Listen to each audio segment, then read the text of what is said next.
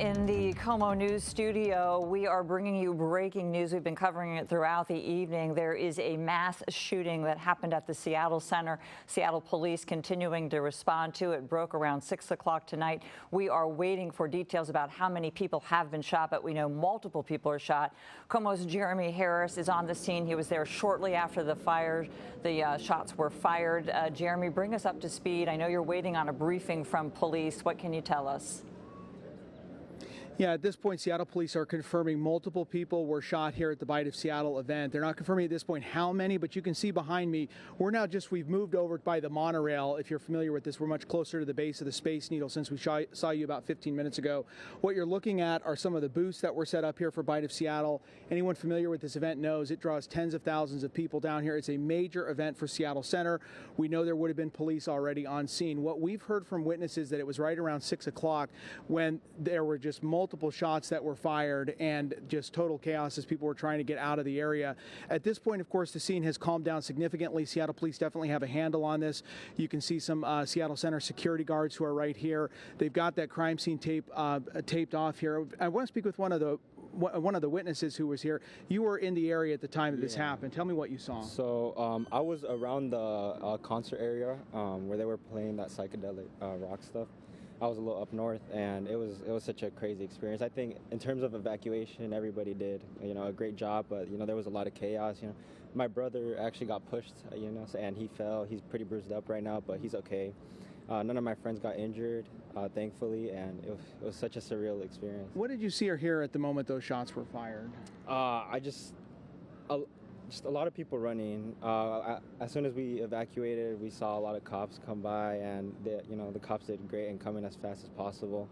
But yeah, I think we just need maybe some better security, metal detectors even here. Describe beforehand. I mean, this area would have been just full of people. Just describe. Yeah. It seemed like it was a great afternoon here. Yeah, it was great. The weather wasn't too bad. It was warm. We got a little bit of a drizzle, but yeah, it was supposed to be a good day. Last year we came, it was a total blast, but it was such a different experience. And it sounds like your brother, he got shoved sort of during that melee. What happened there? So as we were trying to run away, once we heard the shots, everybody kind of just started panicking, and he kind of just got pushed along the way. Since he's a little shorter than other people. So. And what are you feeling right now? I mean, this has got to be so. I mean, this is such a good event, such a big moment for Seattle, something we look forward to every year, and then to have it sort of end like this. Yeah, so honestly, I feel disappointed. I feel as people we should be better. I heard that some young baby was actually shot in the process, and it's sad. It's very sad. I think we should. I think what needs to happen is, instead of just learning about shootings at school, I think even adults should start learning about them, being more of this being put on the news, awareness and all that. Well, thank you so much for sharing that with us. I know it's really just a difficult situation, and our best to your brother. Hopefully he gets some help there. So as we stay on the air, we're going to stay with you for a little while here, because of course this is at this point now getting national attention, and the most urgent question here is who was the shooter, what happened in the moment that those shots were fired, and who's responsible for all this. I heard a Seattle police officer tell another that the shooter had gotten away and they were still looking for them, but at this point Seattle police have not really confirmed with us right now anything about what they know about the shooter, if there were multiple shots of people who had fired guns during all of this. So that information we're waiting, and Seattle police tell us they're going to do a briefing with us here in a little bit. So we're going to hopefully move over towards the roundabout by the Space Needle, where that's going to go on. I'll give you another look, though, as we're staying on the air. Again, what we know about where this happened. So Bite of Seattle at Seattle Center, it takes up almost the entire area. So there's booths all over the place. There's vendors who come in from all over the region to participate in this. So at the time Bite of Seattle's going on, you're going to have tens of thousands of people who are down here. As we heard from several people, there were concerts going on. So this was really a happening place, and the weather this afternoon is nice. I mean, it's just a perfect environment for Bite of Seattle. And then right around 6 o'clock is when those shots were fired, and from there it was just sort of a mass mass evacuation of people trying to get away, police trying to get in. We did see paramedics who were coming in, and of course they do excellent work in coordinating these very chaotic scenes. One thing I think that is telling is even now, an hour and 15 minutes later, we're still seeing some officers who are walking around Seattle Center with their long guns out. That to me would definitely, they would do that anyways on a case like this, but I do have to imagine they still have their guard up if they don't have the shooter in custody. And again, SPD not confirming with us at this point if they have someone in custody or not, and there's just going to be a lot of details that come out. We're hoping to get a briefing here from Seattle Police shortly. So Michelle, I'll send things back to you. If you have any questions, feel free to go ahead. Yeah, Jeremy, what we'll do is the moment that police are ready to fill you in, we'll let you break. But while I have you, let's talk a little bit about this evacuation process. I'm hearing it was really a chaotic scene. And as you mentioned, tens of thousands of people over that 3-day period. They were expecting 350,000 people. So that's a lot of people to get your arms around. Sounds like from some of your earlier reporting that this may have happened near the International Fountain. Have you been able, one, to confirm that? It gives me a sense of where these people are and how many people had to scatter. Any idea? I see that you're behind the caution tape, so you're limited on how far you can go and who you can talk to. Yeah, for sure. You're absolutely right. So that the big fountain at Seattle Center, if you've come down here, you know exactly where it is, right next to Climate Pledge Arena. It sounds like, to me, based on all the witnesses who I've spoken with, it sounds like that shooting happened right there, close to or right at the fountain, which is right in the middle of the Bite of Seattle. So this would have been in a crowd with a lot of people, and any gunfire in a crowd like that has potential to hit somebody, any round being fired in that sort of environment. So not surprising that even with 6, 7, or 8 shots that you would have multiple people who get injured. So yes, You're absolutely right. It sounds like it was at the International Fountain. We're going to actually walk over and go over towards the Space Needle right now. If you want to stay with us, you're welcome to. Sure, let's do that. While you're walking, one of the things I'm sure you heard, as I did, that one of the witnesses that you spoke to said that he heard that a baby may have been shot. I just want to emphasize that that is not confirmed. That's hearsay at this point. We are efforting to find out exactly how many victims there are and what their injuries are. Jeremy, have you heard anything more with regard to how many people were hurt? And let's just listen in here because it seems like Jeremy has caught up with a witness. And your name, sir? Jeff. Jeff. Okay, so Jeff, so you were down there when this happened. I was down there. I was about 25 feet west of the person that was shot, that was on the ground about 25 feet west of that intersection.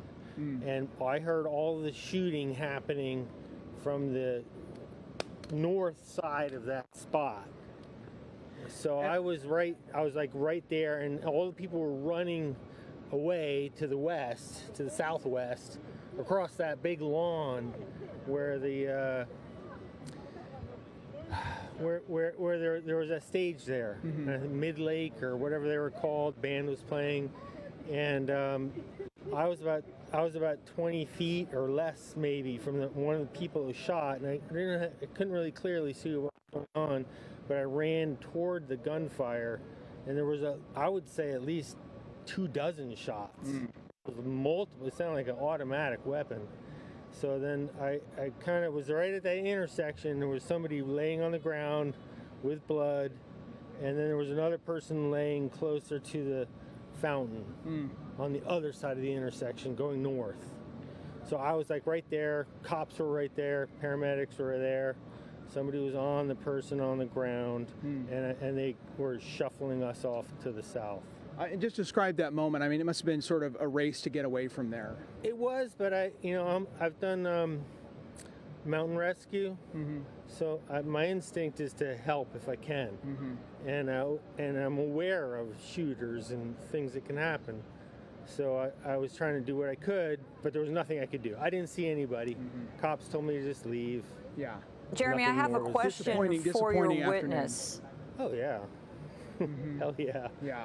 Very good. Michelle, go ahead. Yeah, Michelle, go ahead. First of all, thank him so much for his time. We appreciate it. I want to know if he saw how many witnesses, or excuse me, how many victims that he saw. He mentioned one person that he saw shot on the ground bleeding. Were there others? How many? And did he see the shooter? And did he hear anything that happened prior to it? We want to get to what triggered this. Yeah, so a couple questions for you, Jeff. So did you hear anything leading up to the shooting, and how many people did you see who were being treated? 3. 3 is what you saw, okay. Yeah, nothing leading up to it, just multiple gunshots. Just sort of everything seemed to be going normal until, and you said around 24? Yeah, it was massive gunfire. Wow. So disappointing that that would happen here. Well, thank you for your time, Jeff. We really appreciate it. Thank you so much. Yeah. And we can stay on the air, Michelle, if you like. We're just going to head over because we've been told to head to the base of the needle here to try and get an update from Seattle Police. Of course, at this point, most of Seattle Center is closed off. Anywhere that was Bite of Seattle, we're just walking around sort of the base of the Space Needle right now. Which, as you know, I mean, a Sunday afternoon, this area is going to be very busy. And it seems to me, I don't know if the Space Needle has closed down for the day, but it seems rather empty for this time on a Sunday evening. I think the evacuations are in place. People heeded the call. I understand it was very chaotic at times. I want to let you get to Seattle Police. The moment you hear from them, you let me know. We will come back to you. I want to join up with Tyler Cunnington. He is also on site there as well for us. Let's get to Tyler to find out what he has learned. Tyler, can you help fill in some of the spaces here for us? Yeah, that's right, Michelle. Well, we're standing right here at the pretty busy intersection. This is where so much traffic. It has been so busy ever since we got here on scene. Once we drove, we were coming into Seattle in order to get here. You can still see that there's a Seattle police SUV sort of blocking off this little turnaround. There's a few cars parked in there, likely people that had parked originally for the day because there's tourism. There is the Bite of Seattle event going on. We've seen just a steady flow of people having to leave the grounds. You know, there are people sort of in there, but really that whole section, as Jeremy was explaining, near the International Fountain, sort of that lawn area where all the vendors are at, that is all blocked off. I have not seen a law enforcement response this large in the time that I have been here in Seattle. And there's people I've spoken to, a lot of it is pretty similar to what we've heard from Jeremy. You know, the reportedly about at least six victims that were injured in this shooting. I spoke with a gentleman who was at his vendor, his tent that he was running his business out of. He says he didn't really hear any sort of commotion or anything beforehand. It just sort of burst out of nowhere. About a dozen, maybe 14 shots is what he said he heard, and then it was just craziness from there. Everybody needing to, you know, get out. Obviously, Seattle Police ordered the grounds to be cleared out. It is a very heavy scene, which I believe you might have seen from Jeremy earlier over by the backside of the Mopop Museum. That sort of side entrance near that big playground area, that is obviously close to the International Fountain. That is where I saw probably close to a dozen SUVs. So it's just still a very heavy scene, as Jeremy mentioned, and we have been hearing there will be some sort of media update, hopefully right here behind me at this turnaround spot. So we will hopefully get some more information there soon, but just really tense. A lot of people saying they heard the shots, they were inside, you know, people still sitting there with the food that they had bought and were trying to, you know, enjoy before this all happened. As this event was winding down for the day. It was supposed to close at about 8 o'clock. All right, so you did speak to some witnesses. Tell me, or if not necessarily witnesses, folks who heard the gunshots. How did they describe what happened, what they thought they were hearing, and then what they did? And did anybody describe the scene to you?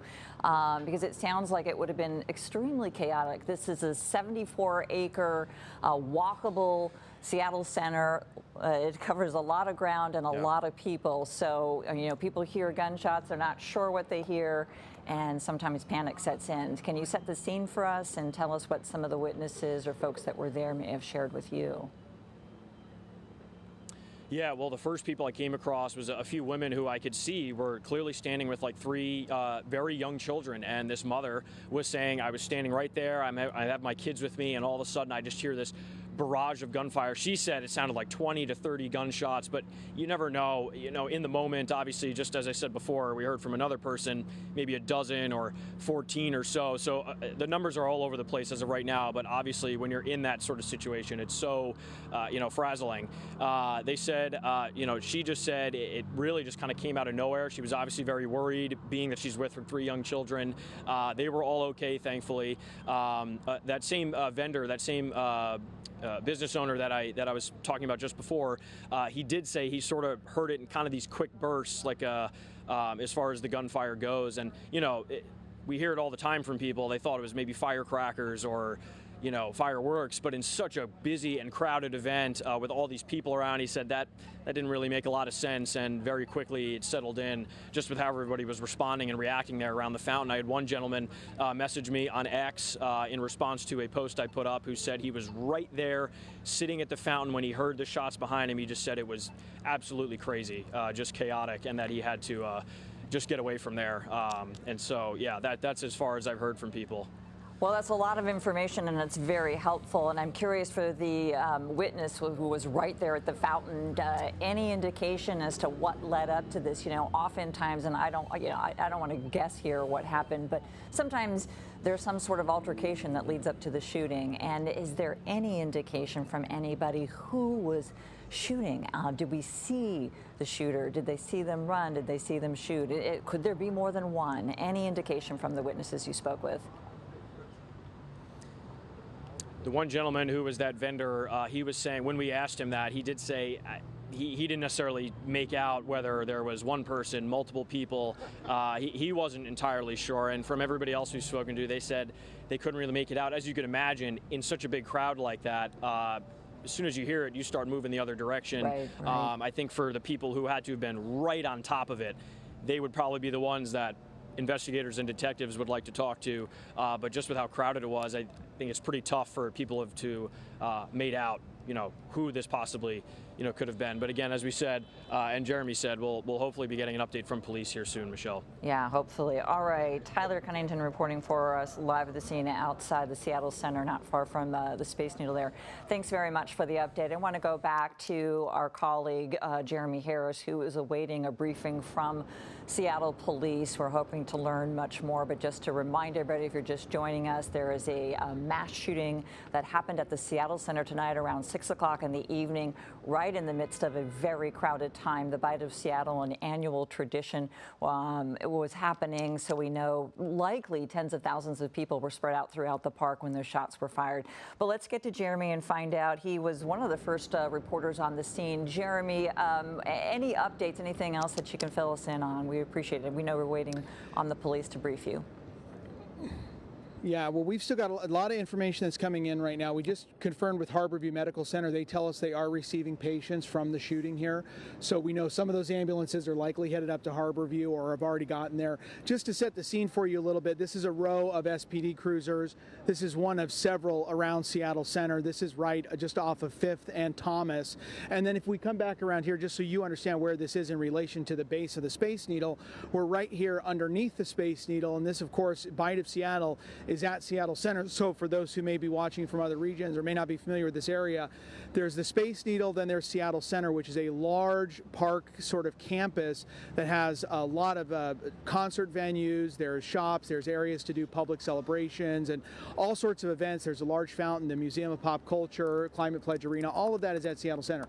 So on any day, Seattle Center is busy, but today with Bite of Seattle going on, arguably one of the most busy days here at Seattle Center, with tens of thousands of people. We were told there was around 350,000 who were expected to be down here for Bite of Seattle, as has been going on this weekend. So as the witnesses who we've talked to, and as you've heard from some of those while we've been on the air, they describe a very busy area, a very good atmosphere, and then all of a sudden everything changed on a dime when those shots were fired off. The last witness we spoke to, Jeff, who you just heard from, he described to me about 24 gunshots is what he heard, and then he could see several people down. He saw 3. I spoke to another witness who told me he counted 6 people who had been shot and were down. And then we also talked to that other poor kid who had just gotten shoved over during the melee, and he was all scraped up. So just a very chaotic scene. And now as we're getting now about an hour and a half out from when the shots were fired and when the victims were injured. At this point, Seattle Center has calmed down significantly, and now it's into investigation mode. I'm going to show you a little bit more of that. We're going to walk down over here. If you're familiar with this area, there's a playground that's just here off the west side of the Museum of Pop Culture. That's one of several places that were evacuated during the shooting, because there were some booths that were up. So we're just walking right now as we're with you live on the air.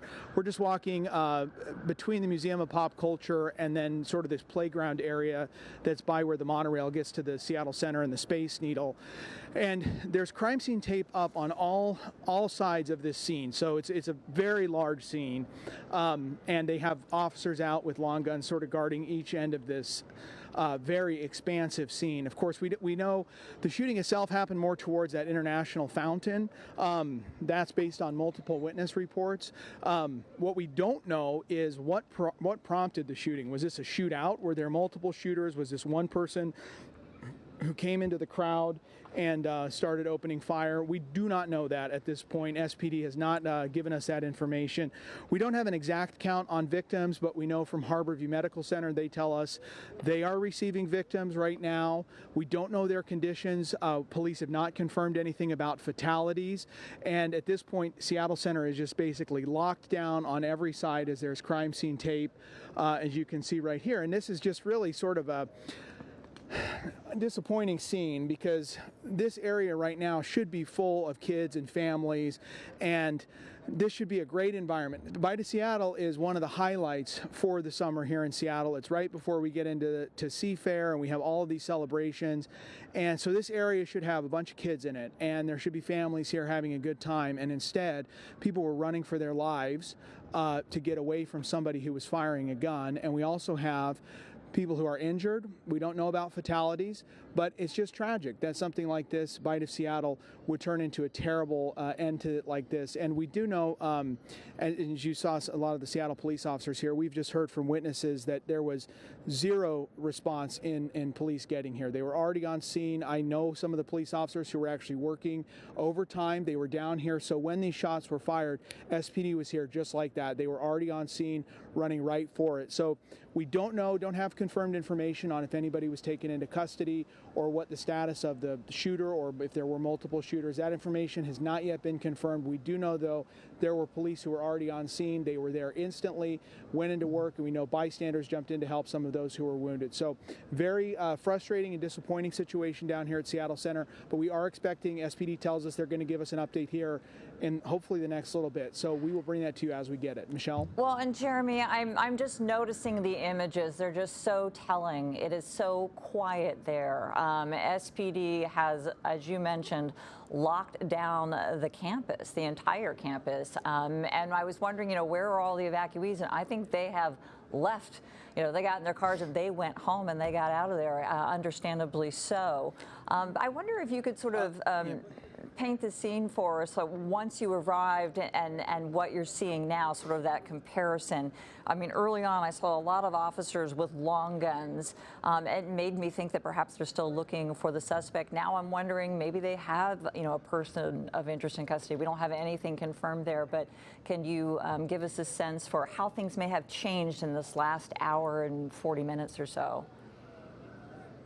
Yeah, definitely. I mean, when I first got here, I just happened to be downtown, and I live not far from here, and so we were just out running some errands.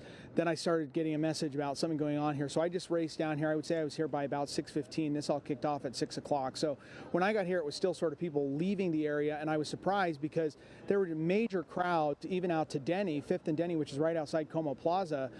It was just hordes of people coming down the sidewalk, so you could tell something was going on, and the fire trucks were still trying to get in. So let's go over here, and we'll kind of show you, because this area where we're at near the playground, it's pretty much at this point locked down, and they're just sort of watching it. But there is still, we'll just go up over the top here. And here's some of our witnesses who we spoke to earlier. They're still around. But you can see this is sort of where we think police have really sort of set up the center of their investigation. This is the roundabout right by the Museum of Pop Culture, which is just at the base of the Space Needle. So we're talking, all of this is within 100 yards of the Space Needle here. So we're coming back down, and you can see much more of an active scene. We can see what looks like crime scene technicians are now starting to arrive, and SPD, we saw their mobile precinct that was here, and so it looks like they're started getting their arms now going from a response phase into what is going to be an investigation phase. And then, of course, here we are now at the 7:30 half hour. We're 90 minutes out from when this happened. Some of the main questions that we have here still are Total victim count, we've heard from witnesses, one saw 3, one saw 6, and then obviously the shooter. What is going on? Were there multiple shooters, and what do police know about that? Right. I want to find out, who is the shooter? Where is the shooter? What prompted this? What led up to a mass shooting on a summer night in Seattle at the Seattle Center at an annual tradition, the Bite of Seattle? So many people are there with families, and we're very curious about those victims, of course. How many, and are any of them children? I know that you interviewed one witness who thought perhaps a baby or a child had been hit, but we have not received any confirmation on that yet. We'll check back with you as soon as SPD holds their briefing. There's a lot of information. It's a very fluid situation. We're going to head back over to Tyler Cunnington, who is also live on the scene, sort of on the opposite side of the Seattle Center for us, trying to talk to people and assess what happened tonight. Tyler, I'll throw it to you. I'm sorry, they're taking. Yeah. No, sorry, Michelle. We were just talking with a gentleman here. He just shared some videos with me, which were a little tough to look at. He said he was right there in the thick of it and saw 2 of those people get shot. He said one of them, it appeared it was in the arm. You were saying in the arm. Tyler, why don't you bring him in if he's willing to be interviewed? Tyler, why don't you bring him into the frame? He was preferring not to. Okay. He's a little shaken up, so he was preferring totally not understand. to. We were just asking him that. But he just said it's crazy. He's here with his daughter. His friend, and they were just right in the thick of it, and it was just craziness. He saw a little kid, he said, get shot or hit by one of those. He saw police helping a man, he said, probably in his 20s, a younger-looking man on the ground that looked like he had been hit. You said that gentleman was hit where, sir? You said the gentleman you saw on the ground was hit multiple times, and as we said, we've been hearing different numbers about how many shots were fired. How many would you say you heard? More than 40. More than 40. So clear, and obviously with, how many victims would you say you might have seen? At least 7. At least 7. He was saying that in front of him and behind him. So this was spread around the place in that area. So kind of giving you a little bit of an idea. This was in front of the fountain. Sort of like between the grass and the fountain. Yeah. Okay. So that lines up with what we've been hearing. Would you repeat that so for just us? hearing this now, Tyler, sorry. I'm sorry. So Would you yeah. repeat So he was that saying for that us? this took place. Mm-hmm.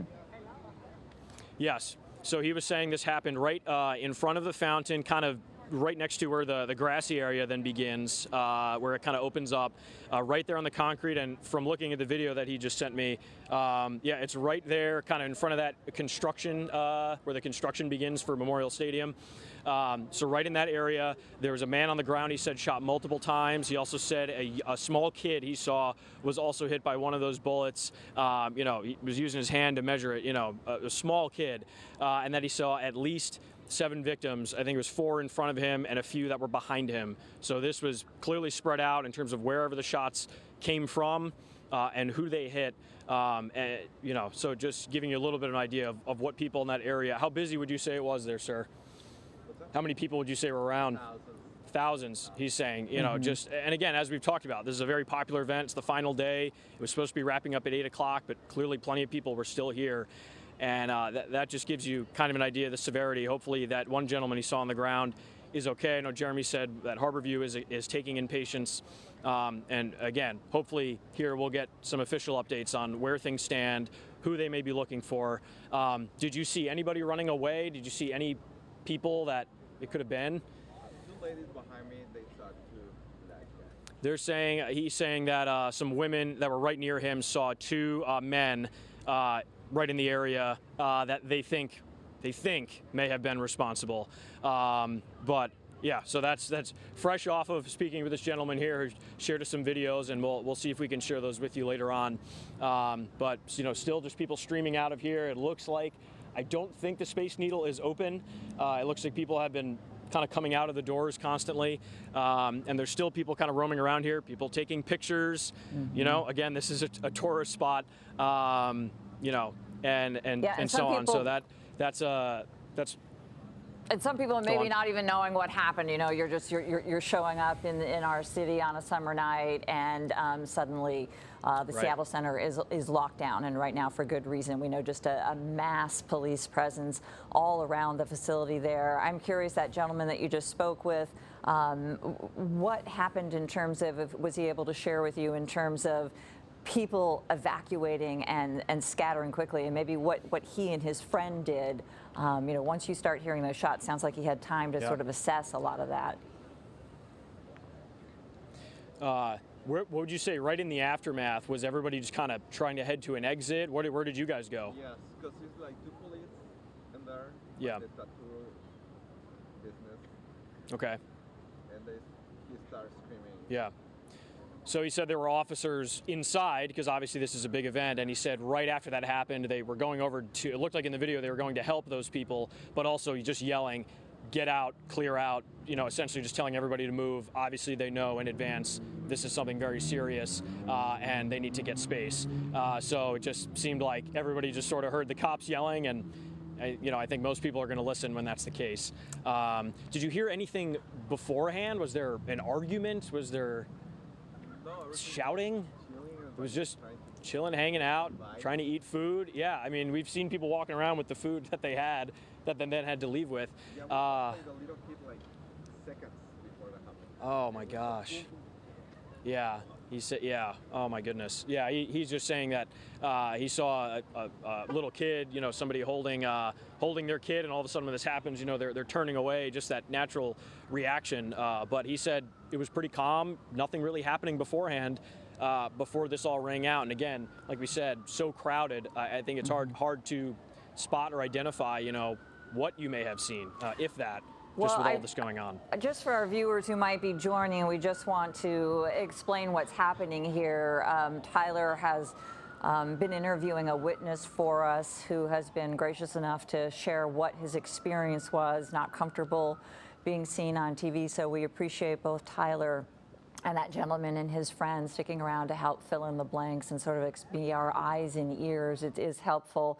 One of the things that he did mention to you, Tyler, though, is that he thought that perhaps 2 people may be involved. We have not heard any details from Seattle police. So just before I think we're going to jump back over to Jeremy, but before we do that, just Tyler, I just kind of wanted your take on that when you heard him say that there were possibly 2 people responsible. And again, I want to be very clear. This is not confirmed. It is a very fluid situation. We're asking a lot of questions, and I really want to just make sure I qualify it as what it is. This is just what witnesses are hearing and seeing and sort of their perception. But I wonder what your thoughts were when you heard that from him.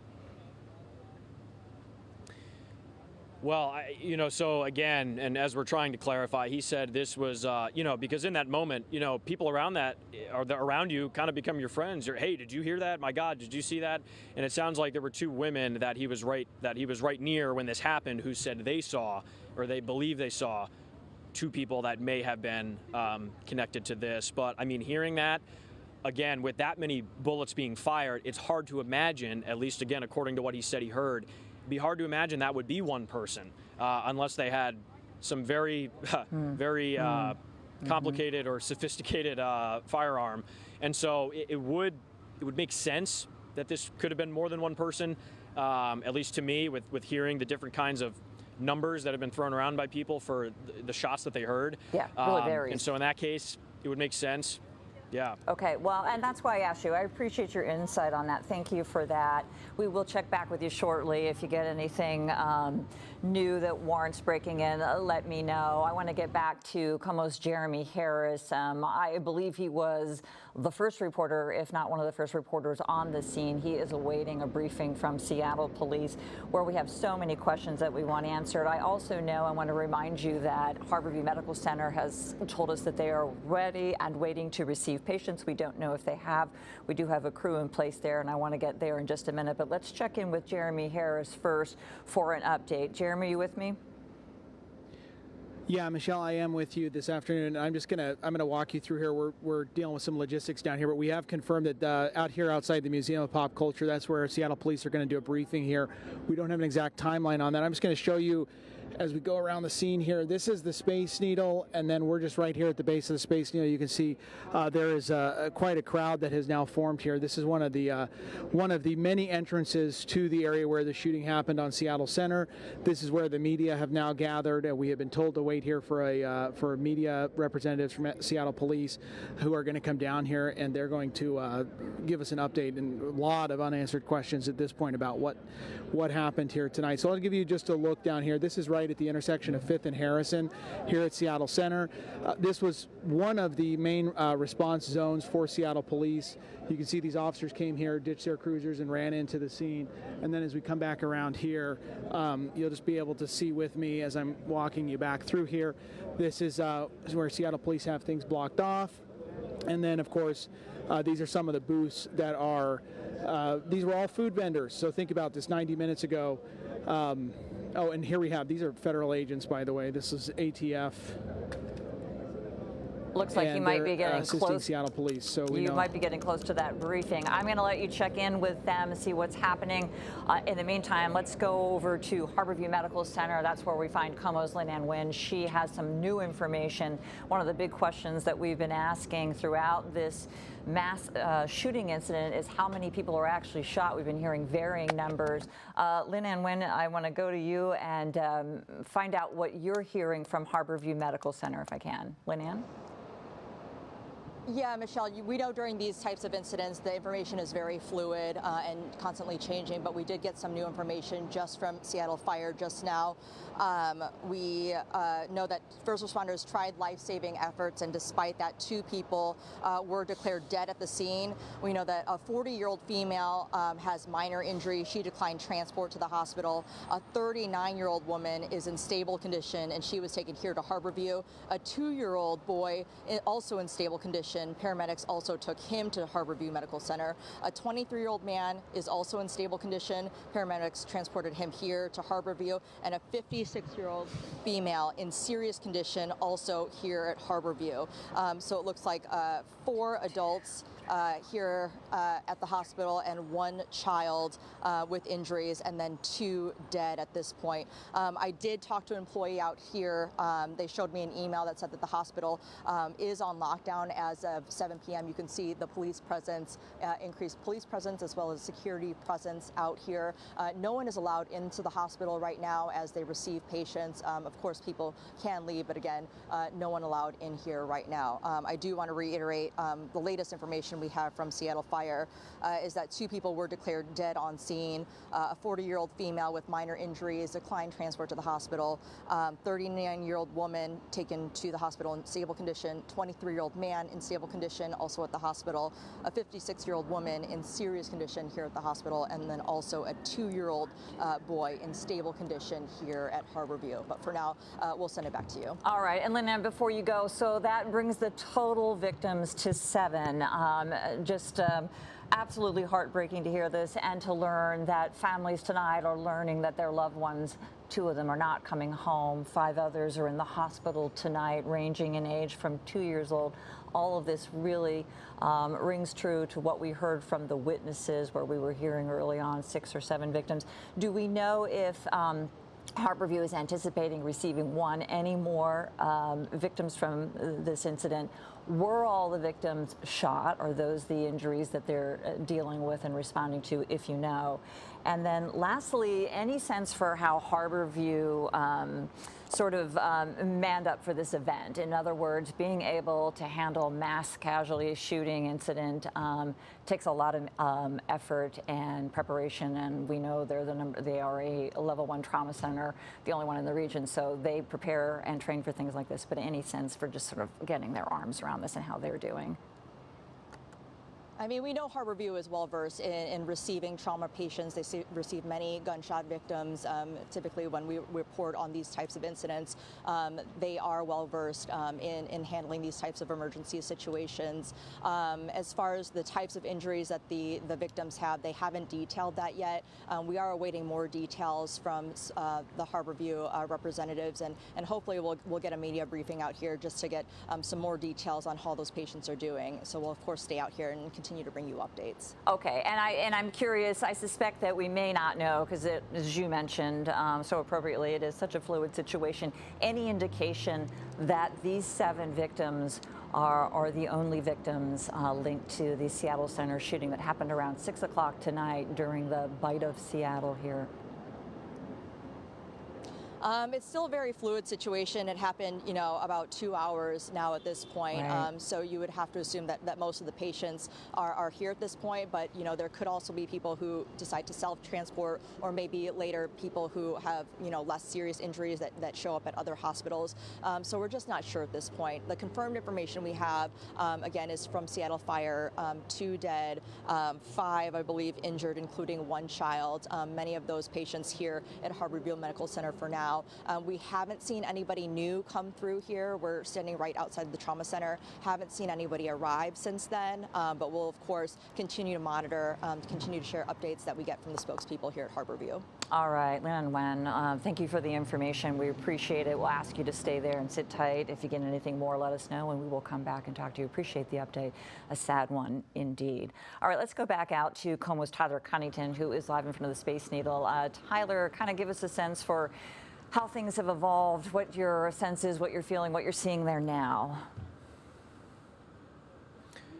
Well, I will say at first, this was one of the most intense law enforcement responses that I have seen in my reporting career. By this point, I will say it has calmed down quite a bit.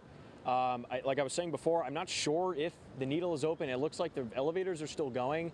But we certainly saw a lot of people coming out of the building earlier. And at this point, there's just people just kind of walking around. I mean, it's pretty calm around here. Like I said before, there were people taking photos, snapping their pictures with the Space Needle. I'm sure some of them getting here just now maybe had, no idea what had happened, probably at this point almost 2 hours ago. But it has calmed down a bit. There are still SUVs blocking off this turnaround area. But we have been seeing unmarked vehicles, marked vehicles at points just kind of racing down the street here, headed somewhere, not sure where. But we have seen still some, sort of activity from the police. I haven't been back over towards the Mopop backside, which is where I was earlier. I believe Jeremy has been around that area for quite a bit now, so I'm sure he's had a lay of what it looks like over there. But that was extremely heavy because that was really a head-on, just straight, as you go down that path entering Seattle Center, that was essentially where we're told the shooting was. That's where victims were. Again, I was just looking over the videos because I didn't have a lot of time to process them. That gentleman I was speaking with just before, who told me he saw at least 7 victims, a few in front of him, a few behind him, all different ages, a small child. He saw another middle-aged woman, a man in about his 20s. We were just hearing from Lenan about some of the victims that were being sent there. Or at least their conditions, at least for the moment. And some of the videos, we will see what we can share potentially on air, or at some point. They are certainly a bit graphic, but a woman who was clearly getting EMS or first responder help lying on the ground. Another one that was sort of a little bit blocked by a tent, but another person laying on the ground, and then another video was just sort of a little bit of the chaos right in the moment of everybody just kind of getting ushered by an officer, kind of out of the way, off the camera. It's as you just imagine in that moment, just so many things going through your head. The man I spoke to and his friend there were just like, obviously concerned for their safety, for their lives, having no clue about what was going on, but obviously then processing and counting, like he said, potentially 7 victims that were on the ground or were visibly injured or had gotten shot. So clearly very chaotic then. But as of right now, we haven't. We're going to take a walk in just a second before you came to us on air. But sure. You can walk in a little bit further here and around the museum, the Chihuly Glass Museum. But then over there is where the crime scene tape begins, and kind of going into the playground area. And so there's still some accessibility, but for the most part, it is calmed down significantly, and detectives rightfully, now can work with a clear head, hopefully, and really piece together what happened. Tyler, I think you're working with James tonight. Can you ask him to just sort of pan the area for me? Let's give people a sense for really how quiet it is. Yeah. We'll just have maybe you step off to the side there, and he can just sort of show us what there is to see, and I realize it's not really a lot. One of the things that Tyler was saying is that it wasn't clear if the Space Needle was closed. I've just double checked. It is closed. It is not functioning for the night. One thing we want to make abundantly clear is people should avoid the area. The entire Seattle Center campus is on lockdown, and it has been evacuated. So the people that you see milling around are either showing up now or are still here, but they are outside the caution tape or the police tape, if you will. There is a heavy police presence all around the campus. And I also want to emphasize the road closures are everywhere. It is, I think, almost impossible to get in to the center with a vehicle. There is a staging area that's on Thomas as well as Sewberg Court, that area. That's where we initially got wind that something was going on. SDOT put out an alert saying, heavy emergency response, avoid the area. And one thing led to another, and as we started making calls, we realized that there had been a shooting. Tyler, I see you're back in frame, so go ahead and take it away. Well, I was just running down to the corner, and it's tough because I can't see the other angle kind of heading towards Mopop, but at least along this stretch it has calmed down a bit. We do hear some sirens passing by here right behind me. I think they're just trying to get through all the traffic. I mean, again, if you've been down here, you know how busy it is. Our office is right here, so we're very well aware of how the traffic moves around here. And when we were trying to get in initially, of course, I'm blanking on the street name, but as we were trying to get in, I just hopped out of the car because my photographer, James, we were basically just stuck in such a slowdown because all of the sidewalk and really, just basically parked along the side of the road. It was just SUV after SUV after SUV from the police department.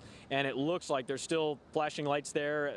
I can see faintly in the distance. And so I'd imagine right over there, yeah, there's about 5 that are still parked here along this stretch of the road. But yeah, over that corner and going towards that back entrance of Mopop, the playground, and then going into Seattle Center, that was just flooded. And of course, that's, again, as I said, right near the scene where this all apparently happened. And so, but right here out front, you almost wouldn't know what would have happened. And I think Jeremy talked about it earlier of just how disappointing it is to have something like this after such a great annual summer tradition with the Bite of Seattle, with small businesses trying to get a leg up and spread their name out, and people just coming here to get a bite to eat. The gentleman who shared those videos and was talking with me sort of off camera before, if you were with us, he was just saying, they're up in Linwood. They came down just to get some food. They had gotten a few things to eat, and then all of a sudden, this breaks out, and just really, really terrible. But yeah, still plenty of people here coming up, standing on the fountain here, taking some selfies, taking family photos, and so it's calmed down a lot. But I'd imagine it is still very busy over in that corner that I've been describing, closer to the scene. But out front here, yes, you can't get in. They've got the police SUV, as you can see right behind me, and actually they just set up these white sort of portable cones, so they're really trying to block that off.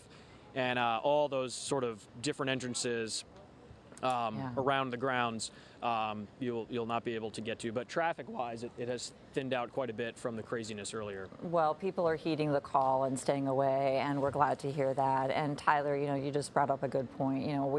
We've had a really wonderful summer, and it's been relatively safe.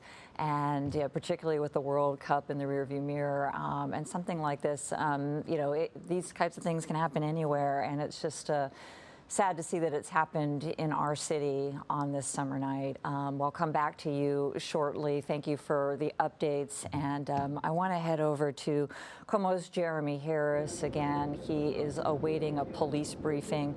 Jeremy, I'm sure you have been running sort of the paces there, trying to speak to as many people as you can, from police to witnesses. I don't know if you got to hear what Lynn Ann told us. She's at Harborview, but we have 2 fatal victims and we have 5 others, so we have a total of 7 people. And it really jives with what you were telling us earlier from your witnesses. One of those is a 2-year-old child.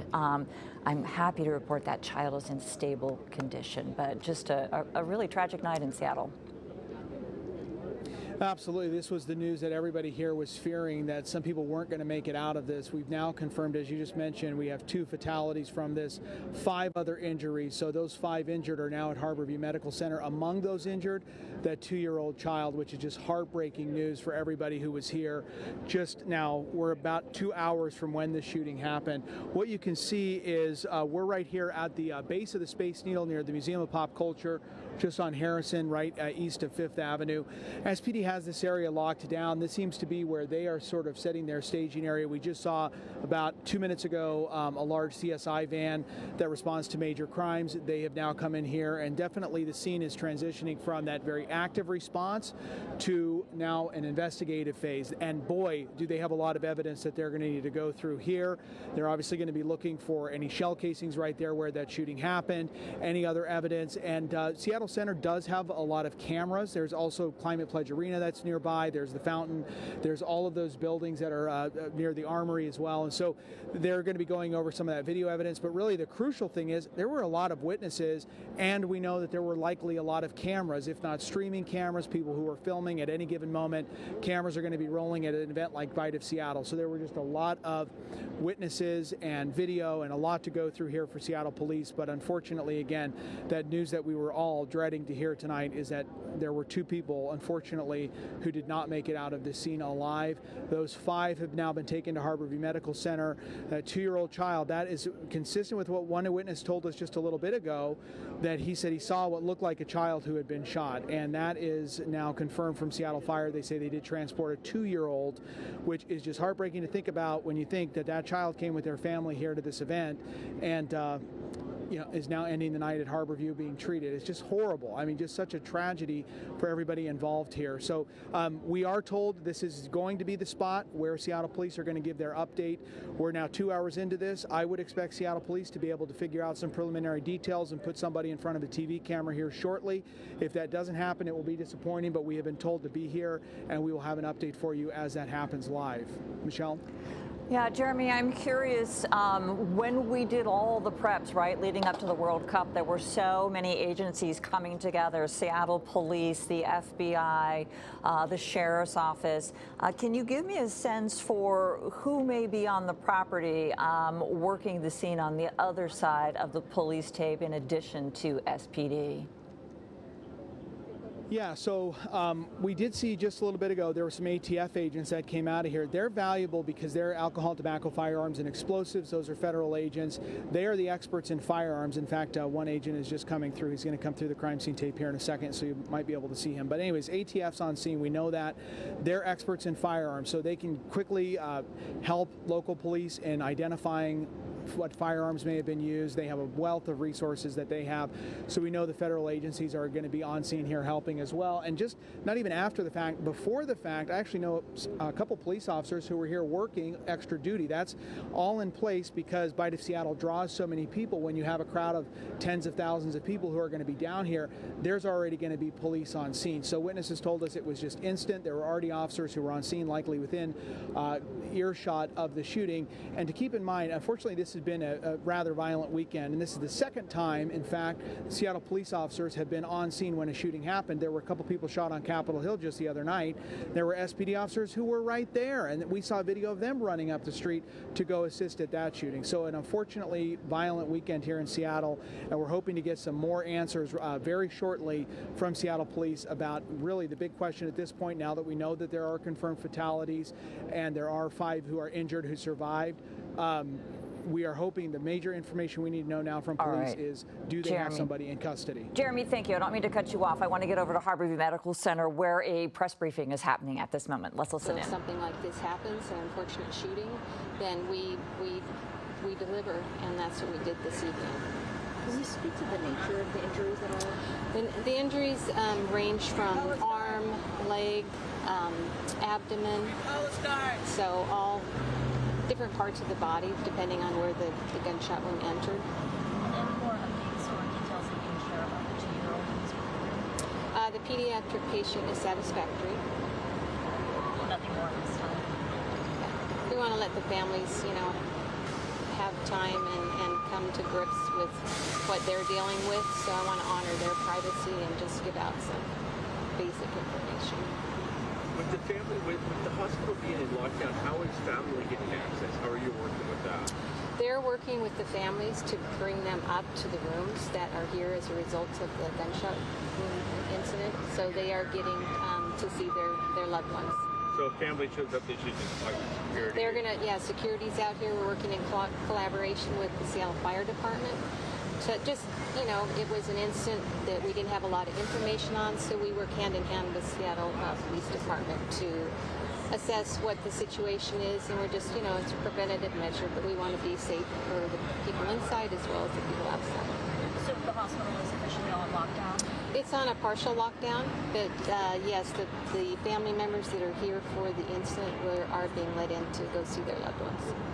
And I'm sorry, can we get a recap again about the patients, the breakdown of the genders and their conditions? So we have, let me check my, we have a pediatric patient. We have a female who is in surgery. I don't know that age. And the pediatric patient is a male. And then we have another male that's 23 and a 39-year-old female. And they're all satisfied, besides the one in the OR? Yes. Could you get into any details of why the hospital is on lockdown? Like I said, we work closely with the Seattle Police Department, and I think there was information at the scene that they weren't sure if there was more than one shooter, so they're going to be conservative and want to take the right steps. And so we're following what they suggested, and we're working very closely with them. But for now, you're not expecting any more patients? We're not expecting any more, no. We had heard on Seattle that a patient was sent to you that like that's true. I had not heard that. I hadn't heard that one went to our Mont Lake location. No, I hadn't heard that. Susan, can you speak to at all how hospital staff train for these types of things? I think when you work at Harborview, it's what we do from a standpoint of trauma. It's our business. And so you have people that love to work here. And there's certain people in the emergency department that love doing that type of work, and they do get training as students. We're an academic medical center, so we have students in training. So it's just something I find that they really love what they do, and they're very good at it. And it's sort of like they're an orchestra. It just all smoothly works. And you wouldn't know there's a trauma coming in. I've been here 25 years, and I've seen some amazing work in there, and the calmness that you see, it's just, it's pretty amazing. And it's gratifying to see the work they do and the lives they've saved. But as far as mass casualty events, do you guys run drills or anything like that? We do drills all year, yes. Sometimes you'll see them out here with tents, so yeah, drills are common that we regularly do. Can you clarify with the lockdown how many SPD officers are here and how many vehicles? I don't know what SPD. I've seen a few at the corner here, but I don't know what you'd have to ask them. And so does that mean that people can't walk in right now, or? It's for the families of the people that have been injured from the gunshot wounds.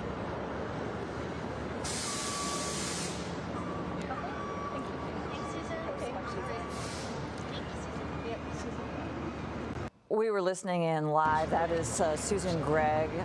She is with Harborview Medical Center. She's the public information officer. And I apologize because that audio was a little difficult to hear. So if you were straining to understand what she was saying, I'll just give you a quick review. So bear with me here. She talked about how Harborview Medical Center, they train for this. This is what they do. But we have to keep in mind it is a Sunday night in the middle of the summer, and so what that tells me is that they probably had to call a number of people in when you have not one but 7 people from a mass shooting incident and 2 casualties. They did say that they are reuniting the victims with their families, that the hospital is on partial lockdown. And one of the things that I thought was telling and interesting that she said is, it's the same thing, they don't know what we don't know, and that is, was there one shooter? Is there potentially more than one? She said, we don't know if there's more than one shooter. So we coordinated with Seattle Police. They briefed us and we went into partial lockdown. Now, there might be something that they do anytime there's a mass shooting. That I'm not clear on. But one thing that I did hear is they weren't sure how many shooters there are. And at this point, we don't know the status of this investigation. Is that shooter at large? We believe that may still indeed be the case. Is there one shooter? We don't know. We're waiting for information on that. I want to go back out live to Lynn Ann at Harborview, if she's still in place, just to kind of get her assessment on what Harborview Medical Center filled us in on. So you can see Susan Gregg here is answering some questions from reporters. But again, 7 people were shot tonight. We know that 2 of them sadly died on scene at the Seattle Center, 5 of them right now being treated at Harborview. Let's get back to Lynn Ann. She first gave us all the information about those victims, and I'd like her to rehash that. If you don't mind, Lynn Ann, just remind us how many people are at Harborview right now, roughly their ages, and what we might know about their condition. Oh, I apologize. We have a little technical difficulty. We lost Lynn Ann's signal, but we will get back to her. I took some quick notes. So we know that there are 2 people that were killed. We know that there's a 40-year-old female that was heard, and I'm not certain if she was shot, but she did deny treatment. A 39-year-old woman also dealing with a shooting injury in stable condition. A 2-year-old that was also shot. And that was something that we had really heard early on, that perhaps a child was involved. Let's get back to Lynn Ann. I think we've got her signal back up again. I apologize. As we've been saying, it's a very fluid situation. But Lynn Ann, if you would, we had a little difficulty hearing Susan. Maybe just kind of recap what you heard. You probably heard some things that I didn't. So I just want to make sure everybody's clear on what's coming out of Harborview Medical Center tonight on this tragic night in Seattle. Right, so she pretty much just reiterated the information we had from Seattle Fire. We actually do have Seattle Fire on scene, so we're just trying to confirm a lot of that information. Overall, we know that 2 patients are dead from this shooting. 5 people, including a child, are injured. Here at Harborview Medical Center, they have 3 women, a man, and also a child who were injured. One of those women apparently declined transport at to the hospital. Most of those patients are in satisfactory condition, but one of those patients is in surgery right now. We don't know the status of that person. We do know a 2-year-old child was also injured in this, but they are in stable condition according to the latest information we have from Seattle Fire. So again, to recap, 3 women, 1 man, and 1 child injured in this. The child is in stable condition, most of those patients in satisfactory condition, and one of those women currently in surgery right now. We don't know the status of that person. Michelle? And you know, Lynn, I wanted your take on this as well. I heard Susan mention that they're in partial lockdown. They had been in conversation with SPD, and part of that was because they didn't know if there was more than 1 shooter. Did you hear that as well? And what does that tell you, if anything, about where things might stand? Yeah, you did hear that correctly, and I was out here outside speaking to an employee at the hospital, and they actually showed me an email letting me know that the hospital was on a partial lockdown since about 7 o'clock. She did say just because it was a fluid situation, they weren't sure if Seattle police had the shooter in custody or not. You know, that's typical to bring the hospital on full or partial lockdown. She did mention partial lockdown in this case, so people are not being allowed in right now. We saw a lot of people actually trying to bring food deliveries and flowers to people inside the hospital, and they are not being allowed in right now, as far as I can see anyway. Right. But we do also, of course, notice an increased police presence out here, as well as security. I've done, many live shots out here. I've never seen this much security outside, so definitely a noticeable presence out here, noticeable to the neighborhood as well. A lot of people asking us, what's going on, and we've had to tell, some employees out here as well, since this is just so fresh. Oh my goodness. All right, so my eyes might not be as good as they should be. Tell me what's over your shoulder. I'm thinking that I'm seeing police lining the front door and then maybe going down around the corner. And we know right around the corner is where that emergency entrance is. So the ambulances come right in and out of there. Just kind of be our eyes and ears there. Well, yeah, we do see Seattle police out here as well as security. We've been out here since about, I believe, about 7 o'clock. And so we've been outside the trauma center. We haven't seen anybody new come through. We have seen some AMR ambulances. That's typical, out here. But we haven't seen any new patients. And as a matter of fact, the Harborview spokesperson, Susan Gregg, told us that they are not expecting any further patients this evening. So as far as we know, that should be it as far as, the people who have been injured in this. And again, to recap, we know 3 women, 1 man injured, as well as a 2-year-old boy. That 2-year-old boy in stable condition. Most of the patients here in satisfactory condition, but 1 woman is in surgery. All right, Lynn Anwin, thank you very much for the update there. I appreciate that. We'll check back with you in just a bit.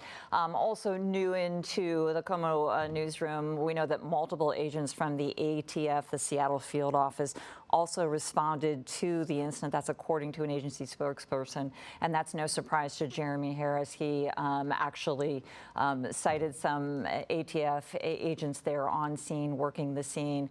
I suspect that the FBI is probably on scene as well. Of course, all the local authorities, typically on a situation like this, where it's a mass multiple incident, you're going to have mutual aid. We have been hearing throughout the night from multiple witnesses. Some of them you've heard live on the air. I want to take a listen to one witness that we spoke to just a short time ago. We came down here to see the other bands because they're free, and it's really a great event with 3 days a row of amazing bands. Our friends the Blacktones played here last night, so we came to see Midpack, and they were playing until 6 o'clock on the Fisher Pavilion stage.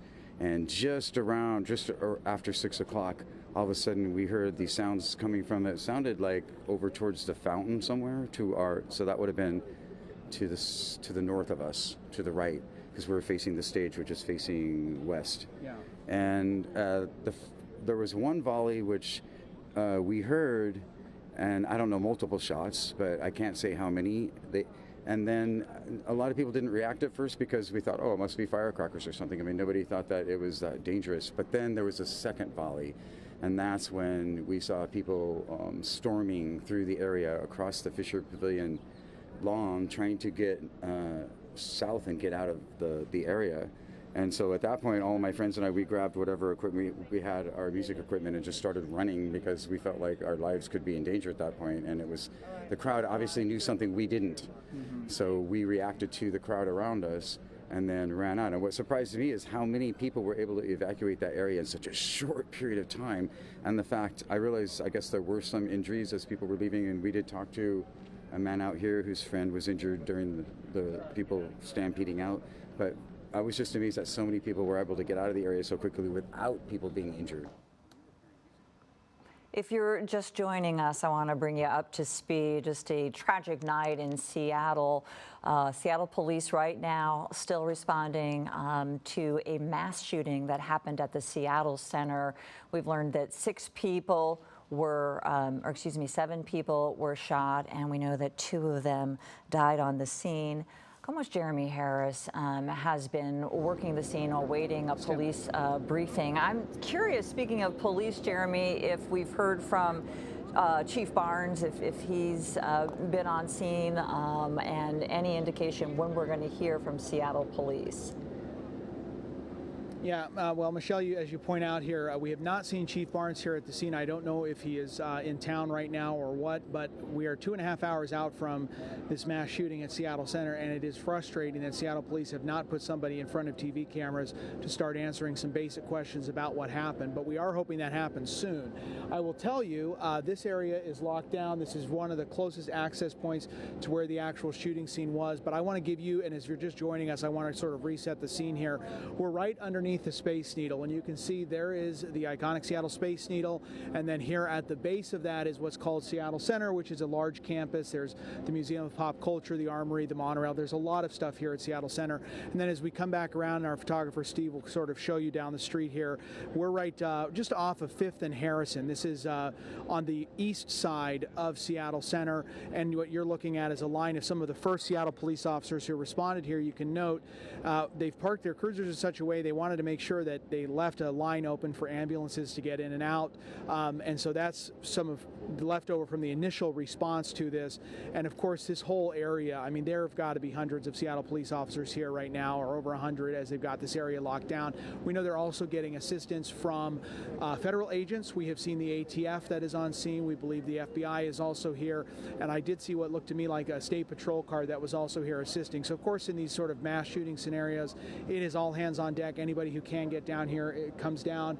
But we've definitely seen at the scene right now is transitioning from very active response phase to now investigation phase. We saw the crime scene investigation van come in. They went right down here maybe about 40 minutes ago, and I'll step out of the way here. You can see this gaggle of Seattle police officers here. They are among the dozens who have got this, are on lockdown duty. They are just basically watching all of the points. We've seen some of the vendors have been coming back. They've actually been trying to get back in to go to their food booths, because Bite of Seattle, there are going to be hundreds of vendors, booths. They're going to have all sorts of different types of food vendors and merchants who come down here. And this is a huge event for them. Of course, at any given time, there's thousands of people down here during Bite of Seattle. So some of them have been trying to come up, and they've been asking the police, can we go back in and get our stuff? And the police have made it very clear to them, you are not getting into this scene anytime soon. This place is going to be locked down at least for the rest of the night, likely well into tomorrow, if not even further, as they go through and sort of piece through. What we also don't know, and we did hear that there may have been some people who'd run into the Seattle Armory, and that so I'm sure police are going to have to clear that building. They're going to have to go through very methodically and sort of piece by piece, go through, make sure they've got everything, get everybody out of that area, and then make room for their investigators to come in. They are going to have help from federal agents on this, which would be expected in a situation like this. And I'll step back out so you can see this is a row of Seattle police officers who are coming down here. So they're coming back from the area where the fountain is. Then we're here at the base of the Space Needle sort of Museum of Pop Culture. There's a roundabout on Harrison. That's right where we're at. And we're hoping that Seattle police can bring somebody and start answering some questions. Of course, we've confirmed the victim count. We know that there were fatalities. And the big question, though, is, of course, what is happening with the shooter, and do they have somebody in custody, and what do they know at this point? So that's some of what you're seeing. You're seeing what we're seing, and you're sort of learning this with us in real time as we're going here. So we appreciate the patience, and we are hoping to get information as soon as possible about, do police know about what led up to this, and is the shooter in custody? Do they have a suspect or suspects outstanding? What do they know? We'll bring that to you live as it happens, but we are expecting that to happen here. We just don't know when. Michelle? All right, and I'm hoping, Jeremy, that, and I know that you're going to do this without me asking, but I'm hoping that you can speak to some of the authorities there and see if we can shake that tree and find out what's happening. People need to know what is happening. This has been a mass shooting. Very often in these types of cases, we see the police chief on site. I know we haven't seen him. I don't know if he's in town. We will reach out here on our end as well and find out what is happening and press SPD to try to get some information. They've released one tweet, which was earlier in the night, just confirming. Let me read it to you. Police are investigating a shooting, multiple shooting victims, shots fired at the Seattle Center. More information to come. Please avoid the area. That's all at this point that we have heard from Seattle police. We did get much more information from Seattle Fire regarding the victims. I'll just remind you, there have been 7 victims, 2 fatalities. We do not know the ages of those 2 fatal victims, but sadly they died on scene. We know they were at the Seattle Center campus right in the middle of the Bite of Seattle. Earlier tonight, this was around 6 o'clock, when people were enjoying the Bite of Seattle. There are 3 different stages at the Seattle Center, so music was happening throughout the venue. People were having a Sunday night at the Bite when shots rang out. We understand it was near the International Fountain. People just scrammed. They hit the ground. They saw people go down. One of the things that we haven't heard from most of the witnesses is who was firing the shots. Was there more than one person? That we don't know. Even Harborview Medical Center, who has received 5 of the victims, told us that they don't know how many shooters there may or may not be. They don't know the status of an arrest or a person of interest. Thus, they put the hospital in partial lockdown. Speaking of Harborview, KOMO's Lynn Ann Wynn is there now. She has been monitoring what's happening. As we know, families have been arriving to check on their loved ones. So, Lynn Ann, we have 5 shooting victims there at Harborview who are being treated right now, correct? Yes.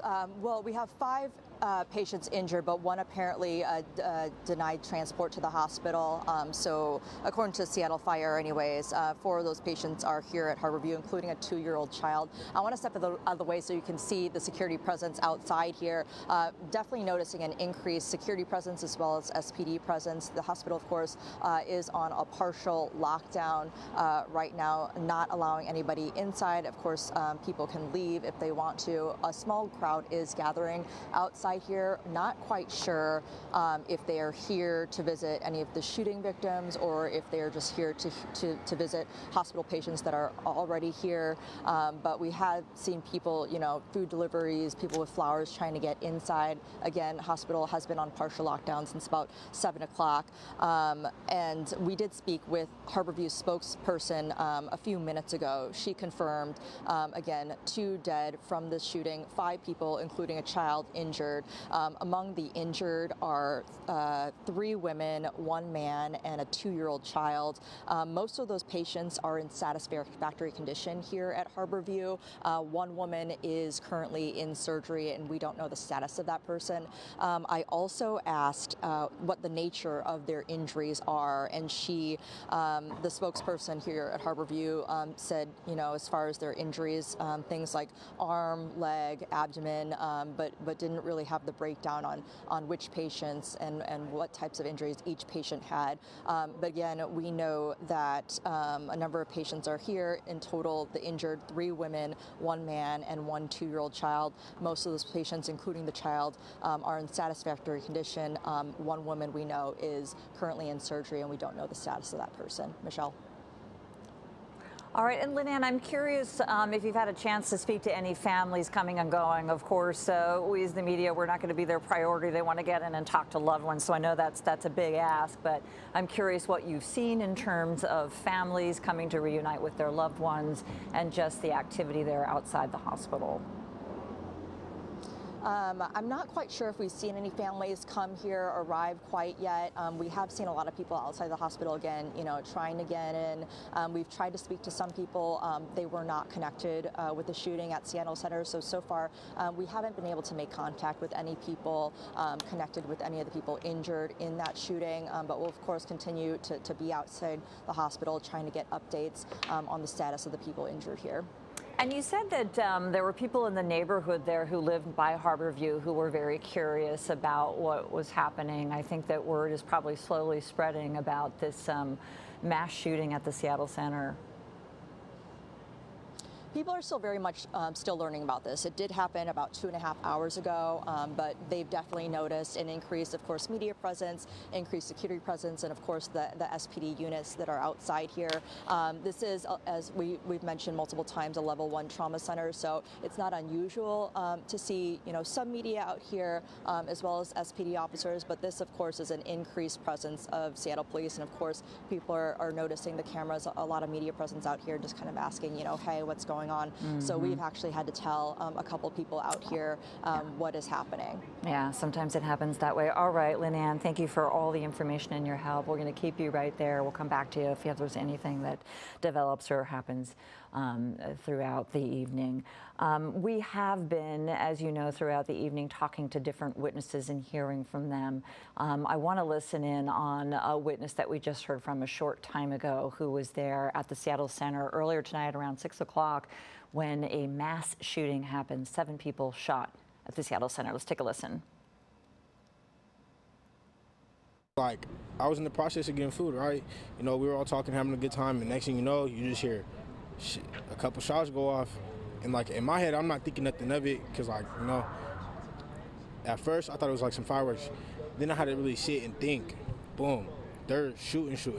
So, like, I look around, see if it's, like, something serious. Boom, I see a crowd of people running in the background. So, boom, I took off. Next thing I know, it was just everybody was running everywhere. That is a similar story that we have heard from everybody. A lot of people were around the International Fountain area when the shots rang out and they saw people go down. And at that point, everybody just scattered and it was extremely chaotic, as you can imagine.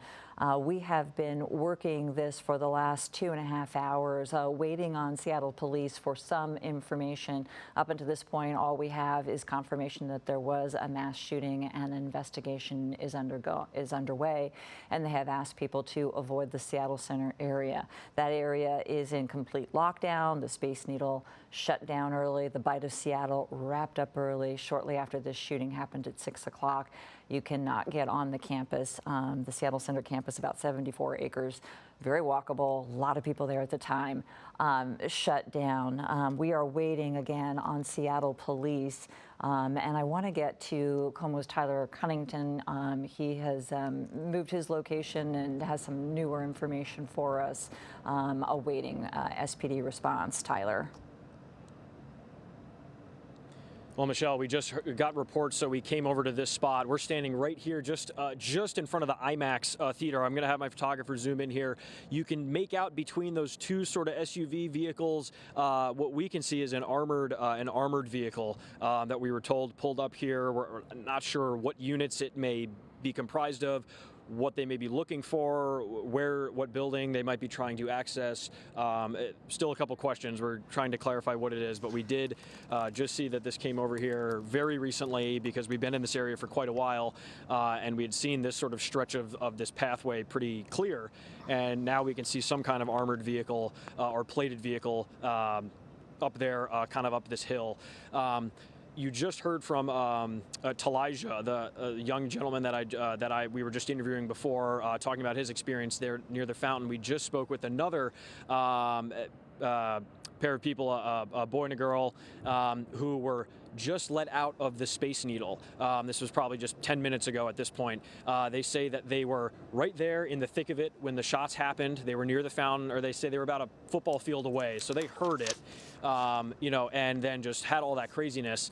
And then what happened is they then sort of flowed out. They followed everybody, kind of scattering from the area. And then apparently there were employees waving people to say get inside. And they stayed away from the windows for about 5 to 10 minutes. So there were all these people sort of harbored and brought inside to the base of the Space Needle. And then they sent people elevator by elevator up to the top to get away from the ground, to get away from the scene and the potential danger. So clearly some smart thinking and swift actions by those working within the Space Needle and here at Seattle Center. But they just, after about 2 hours, were finally brought back down to the bottom and let out, and we caught those people as they were streaming out, and we spoke to them. And, I had, unfortunately, broke the news to them, given this is such a rapidly evolving situation, about the 2 victims who lost their lives and the 5 that are injured, including that small boy, or that small child, excuse me. And that was just devastating to them. They said they were just absolutely devastated. I'm told that we have some video that I got earlier. If you've been on the air with us, if you're just joining now, I spoke with a gentleman who was right next to the shooting when it happened. He took videos right afterwards. It is a bit graphic. I believe you may be seeing it on your screen right now. If not, they will take it to show you. It's graphic. We have blurred it. But he said he saw at least 2 victims on the ground that he took those videos of. One looks like it's an older woman, perhaps, middle-aged woman. Another one he said was a man in his 20s. This somewhat aligns with the ages we've been hearing from the victims from Harborview Medical Center. He also said he saw that little boy, the young child who was also injured in this shooting that we've been hearing about. I know another set of witnesses said they saw that boy getting helped by EMS and by first responders on the ground, and when they tried to pick him up to move him, he looked pretty limp, and that he didn't seem very responsive. So of course our thoughts are with that family and all of the families that are currently being impacted by this, with their loved ones either injured or, of course, the worst fate, losing their lives. So many people here bearing witness to that, and we've been speaking to just some of them, but the stories repeat one after another. Just terror, shock, confusion, and getting out of there, getting to safety, getting inside the Space Needle, running away, getting back to a safe spot, and it has just been really difficult for all the people. That gentleman, that Talijah that you spoke to, or I'm sorry, that you just saw on your screen earlier, talking about his experience. He said he came up from Tacoma. First time he ever wanted to check out Bite of Seattle, and he said, I'm afraid I may not come back. just because of how traumatic this experience was. And again, telling him the news about the lives lost and those that are injured, he was just devastated. He said this is not something that should be happening in such a public space with family members and loved ones and kids, as we are, of course, having to accept the reality that there is a very young boy that was injured in this process. Again, as of right now, still closed off. You can see the police line laid out here and in multiple other spots. We've been, as the media, we have been allowed to stay here, but otherwise everybody else has been told to even stand clear of the tape and exit the Seattle Center grounds. Of course, all those people being let out of the Space Needle, like I said, we're told we're being directed and motioned by employees to head right out of the property.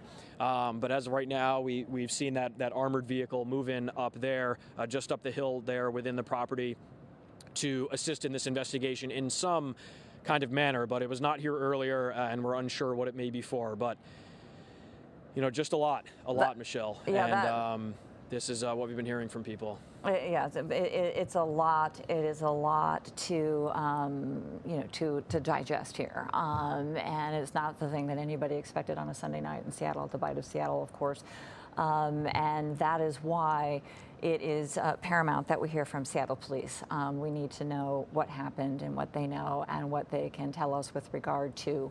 Has somebody been arrested? Is there even a person of interest in custody? I think that the conversations that you've had, the video that you just shared with us, really helps fill in some of the gaps to help explain just how chaotic it was when you have people running literally for their lives, and now we're hearing that they went wherever they could. And Tyler, you spoke to people who went into the Space Needle and just took cover there. We know others who went into the Armory, others who just ran as fast as they could. This is video that one of the witnesses shot. He's a man who was there with his friend who said that he actually saw multiple victims. He thought that there were 7 victims, and he was absolutely right. So we know, again, that there are 2 people that lost their lives in this mass shooting that happened at the Seattle Center at 6 o'clock tonight. 5 others were shot. We know 4 being treated right now at Harborview Medical Center. I want to go back to Tyler for just a second. I know it's getting dark, but Tyler, if you're still with me, can we get a closer look at that tactical vehicle? And let's you and I talk a little bit about what that might mean. So let's push into that. Mm-hmm. And I know these are often referred to as a Bearcat, and they're law enforcement uses, sorry, I'm not sure if you lost my audio there, but they are a heavy-duty vehicle, and you can just get a sense for it. You see it, it's right there in the middle, in between these 2 vehicles. It's a tactical unit, right, and they, my understanding is that they are bullet resistant, so I'm kind of wondering, well, what does that tell us? Sometimes they're used, I know, to transport crews into the scene and equipment. So I kind of wanted your sense on that, and I know you mentioned a minute ago that it'd be nice if we could hear from police on what we're seeing. Well, that's exactly right. It's just so many questions that would certainly be put at ease once we can get that update. From what I could see, taking sort of a different angle, it looks like there is somebody standing in the driver's seat door of that vehicle. So I'm not sure if it's as intense. I do know that they usually have those hatches on the top that sometimes people are standing in and maybe operating something. We did just hear, while you were speaking there, we heard a very loud sort of intercom, sort of megaphone, giving some kind of direction. The sound may be traveling odd. It sounded as if it was to our left here, going towards the gas station that's right outside of Seattle Center. But perhaps it could be coming from the vehicle up there, because as we know, whenever there's those armored situations and any kind of direction trying to be given to somebody, that's when they'll break those out and give those instructions over the microphone. It was really hard for me with hearing you speaking in my ear and also trying to catch where that may have been coming from. It really sounded like it was behind us. I don't know if that was a vehicle in the road trying to direct people out, or if it was up from this vehicle up here. Again, as you mentioned, they're bulletproof. There's usually, it signifies something is happening. And again, we don't know about a suspect or suspects and their status. Is somebody in custody? We've seen some images online circulating of people being walked away by a police officer, but we haven't gotten any confirmation, and that's been the difficult part. But the witnesses told me they heard pretty consistently. I was told that there were 2 different firearms that went off. One that sounded normal, in the sense of a bang, bang, bang, and then a second that sounded rapid fire. We hear about those illegal switches that people can create and put onto their guns that let it sort of rapid fire and sort of alter how it shoots normally. Very clearly it sounded like that and a normal sort of firearm, and so that signifies potentially 2 people were firing that. We're hearing right now that the megaphone again. I'm going to try to walk up here if I'm allowed to see what this is. Okay, we appreciate that. We'll sort of listen in as well for just a moment. Trying to see where that may be coming from. Well, there's an SUV, SPD SUV right down this path on the other side of this statue or this sculpture. It looks like they may be looking into the inside of the IMAX. I'm not sure if this might mean there's somebody of interest in there. I'm not sure if the intercom came from there. It does look like there's a couple officers just sort of talking to one another. So I'm not sure. I don't want to speculate, but we heard another round of that loud sort of intercom. I ran out of there's my photographer. But there is one that's kind of up here on this path. There is crime scene tape over here as well, although I believe this has been up anyways because the path isn't paved anymore, so I'm not sure if that's due to the scene or if that's already been existing from the times that I've been in here. Okay. But yeah, we will keep our ears open to see if we catch that again. It may be that there's some kind of focus happening in this corner of the grounds, but again, we have no clue, and hopefully we will get an update from police, as we've kept saying. Tyler, thank you for that. I appreciate it, being our eyes and ears out there. And as I've mentioned before, hopefully this will all become much clearer as we hear from Seattle Police. Again, we are awaiting a press briefing. We heard that probably about 6:30 earlier this evening, so we've been waiting a long time for that. We've been also hearing from a lot of witnesses, and we have another one that we'll get to shortly. But at first I want to go to Harborview Medical Center and listen in on what we're hearing from those folks who are treating the 4 people who were transported to Harborview Medical Center, 4 shooting victims, one of them including a 2-year-old child listed in stable condition. We have 4 patients that arrived to Harborview Medical Center, which is the level 1 medical center, trauma center, and we are part of UW Medicine. And they're all here. They're being treated. 3 of them are satisfactory, and 1 female went to the OR, and she is the other patient. The updates from the firefighters said that 5 people were injured, so is there any update on that one other person? I haven't heard that we're going to have another patient come here. We have 4 that we are aware of, but we're ready if we need to treat another patient. How busy was the trauma center when all those folks came in?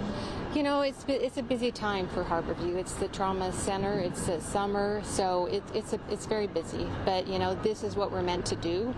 We're always ready because we're the level 1 trauma center. So if something like this happens, an unfortunate shooting, then we deliver, and that's what we did this evening. Can you speak to the nature of the injuries at all? The injuries range from arm, leg, abdomen, so all different parts of the body depending on where the gunshot wound entered. And any more updates or details that you can share about the 2-year-old who was here? The pediatric patient is satisfactory. And nothing more at this time? Yeah. We want to let the families, have time and come to grips with what they're dealing with, so I want to honor their privacy and just give out some basic information. With the family, with the hospital being in lockdown, how is family getting access? How are you working with that? They're working with the families to bring them up to the rooms that are here as a result of the gunshot wound incident, so they are getting to see their loved ones. So if family shows up, they should just talk to security. They're gonna, yeah, security's out here. We're working in collaboration with the Seattle Fire Department. So just, you know, it was an incident that we didn't have a lot of information on, so we work hand in hand with Seattle Police Department to assess what the situation is, and we're just, you know, it's a preventative measure, but we want to be safe for the people inside as well as the people outside.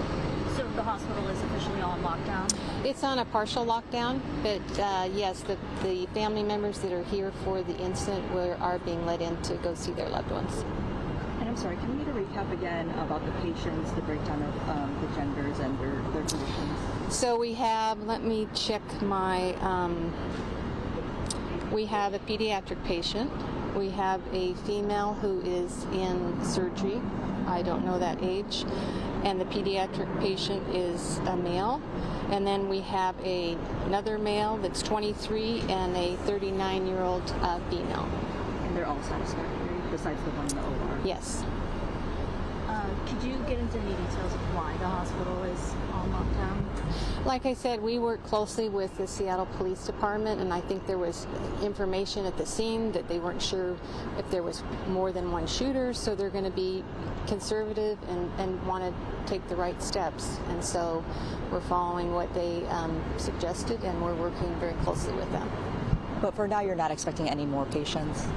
We're not expecting any more, no. We had heard on scanner that a patient was sent to UW. Do you know if that's true or not? I had not heard that. I hadn't heard that one went to our Montlake location. No, I hadn't heard that. Susan, can you speak to at all how hospital staff train for these types of things? I think when you work at Harborview, you know, it's what we do from a standpoint of trauma. It's our business.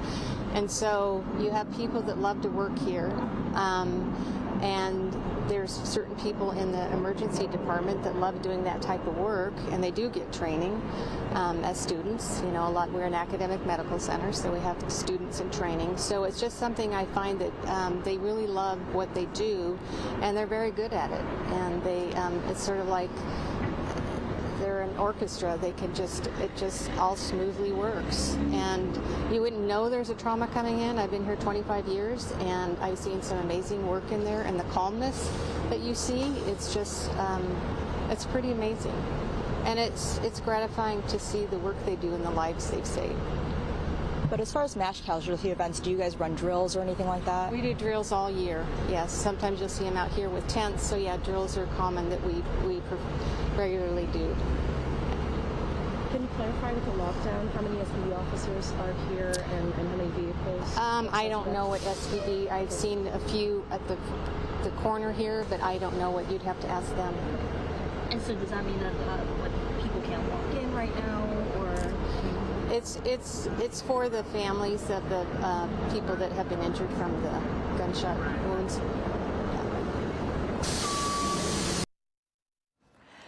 You were listening live to, or actually that was a recording from a live briefing that we brought you just a short time ago from Susan Gregg. She is the public information officer for Harborview Medical Center, has been working there for decades, and sadly has covered other mass shootings before.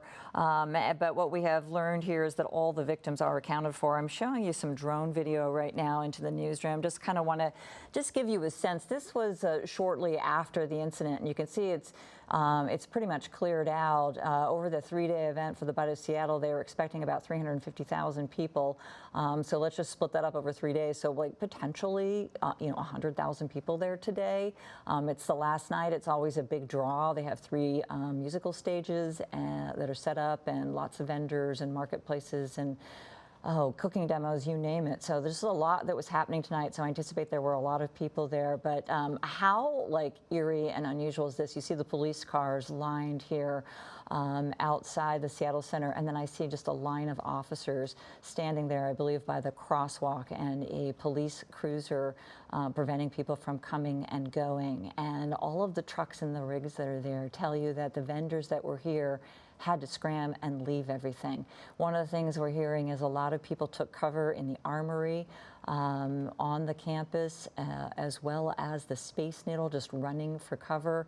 We understand that looking at this drone video into our newsroom of the Seattle campus, this is about 74 acres, just a few people milling around here, and this was a good bit after the shooting. It took a minute because of all of the traffic and all of the emergency response completely surrounding the perimeter of the Seattle Center to actually get in there. But it was evacuated, and it remains that way. The Bite of Seattle cut short tonight. Space Needle closed early, and at this hour we are waiting on Seattle police to learn more about what happened. But we are hearing from some others. We're hearing from some political leaders. I want to get to some of the statements that have been here in my inbox. We've got a statement from State Representative Pramila Jayapal. It reads this: "We are monitoring closely information from the shooting that took place at the Seattle Center this evening. We are in close touch with Seattle Mayor Katie Wilson and Governor Bob Ferguson and coordinating across multiple levels of government to get updates on the situation. We are grateful to law enforcement at SPD and first responders who are at the scene and working hard. Our hearts go out to all those impacted by this senseless violence. We ask that the public please stay away from the Seattle Center as there is still an active investigation happening at this time." I've been talking about it over and over again. It remains a fluid situation, despite the fact that that campus is in lockdown. Also hearing tonight from King County Executive Gurmai Zahalai. He released the following statement after the shooting at the Seattle Center. He writes, "I'm horrified by the shooting at Seattle Center this evening during the Bite of Seattle. As someone who grew up in this community, I know what this event means to so many families, young people, and neighbors across our region. For years, the Bite has been one of Seattle's signature summer traditions. To see violence at a place that brings so many people together is heartbreaking and unacceptable. My heart is with the victims and their loved ones, those who were senselessly injured, Seattle Center employees and vendors, and everyone who has been traumatized by the experience. I am also grateful for the first responders who rushed in to protect others and care for the injured." Also, we are, as I mentioned, waiting for a press briefing from Seattle Police. What we don't know tonight is a shooter or a person of interest in custody at this hour. As you saw in some of the video that Tyler just showed you, there's an armed vehicle there. There has been some movement on campus. So we're assuming things are happening, but we're hoping to hear something shortly from police. We have also heard from Governor Bob Ferguson. You heard Pramila Jayapal mention the governor. He writes on X about the shooting, "I'm receiving briefings regarding the ongoing response to the tragedy at the Seattle Center. The Washington State Patrol SWAT team is on the way to assist." That's a new piece of information. Then at the request of Seattle Police Department, police continue to avoid the area. If you are in the area, please follow directions from law enforcement. My prayers are with the families of the victims and the responders as they work to keep people safe. So again, that is a statement from Governor Bob Ferguson. One of the things that we learned new there is that State Patrol, their SWAT team, also on scene, and they are assisting. We believe the FBI is there. We know we've seen the ATF there. Seattle Police, this is their operation. They are leading the command, and we are waiting to hear from them. I want to get back out to my colleague, Jeremy Harris, who I believe was the first reporter, if not one of the first reporters on scene. He's been there for us all night. Jeremy, any new information, any sign, any indication when police are going to fill us in? Yeah, well, Michelle, unfortunately, we're now 3 hours into this incident since the shots were fired here at Seattle Center, and we do not have Seattle Police standing in front of TV cameras to talk to us about what happened. At this point, we do not know if they have the shooter in custody, if there were multiple shooters, or what information initial officers and investigators have been able to piece together about what happened. I will tell you that just in the last few minutes, I've been in touch with the staff for Seattle Mayor Katie Wilson. They just sent me a statement. I'm going to read in part of that. She says, "What happened at the Seattle Center today was an act of horrific violence. Impacted families are living through the worst moment of their lives, and an entire community is trying to understand how a gathering built around culture, connection, and joy ended in gunfire." The mayor's statement goes on to appreciate the Seattle police officers and firefighters, as well as the medical personnel who jumped in to help in this situation. And to speak to what the mayor is referring to there, we know there were Seattle police officers who were here, as well as King County Sheriff's deputies, doing security for Bite of Seattle. Of course, this is an event with tens of thousands of people. There are going to be police on scene. In the moment those shots were fired, those officers heard it and ran right to it. We do not know, though, if they were able to catch the shooters or exactly what that initial interaction looked like. And to speak to a little bit what Tyler was telling us just a little bit ago about the SWAT teams that have been here and the armored vehicles and all that, that is potentially they have got a lot of territory that they've got to go in and make sure is cleared. And what I mean by that is they have got the armory, they have got a lot of buildings that are here on the Seattle Center campus, and they're going to have to go through every one of those buildings with a fine-tooth comb. In a situation like this where there's a lot of people who are shot and a lot of people trying to run, they're going to have to go through and actually methodically go through those buildings. So Michelle, we'll keep you updated here if we get an update or if we have Seattle Police come out for a press conference, which we are expecting. Jeremy, we'll count on it. Thank you very much for keeping us posted. I know if you hear something, you will let me know immediately. We want to come back to you. I do want to get back out to Tyler Cunnington. I understand, Tyler, that there's been some activity. You mentioned earlier that you noticed some comings and goings at maybe the IMAX theater there. Yes, Michelle. Well, like we were on air earlier, I said we were hearing those sort of intercom or loudspeaker megaphone messages. And then we had a colleague of ours who lives in the area told us that he saw this very, very active presence here. I'm going to step off just to show you what we can. We were just moved back probably about 25 yards just minutes before we came onto the air, but we're right here standing next to the Packard Theater, the Packard IMAX Theater, as well as the Seattle Children's Theater. This is Sue Bird Court going up to essentially into Seattle Center. We are seeing very, very heavily armored police units with large firearms.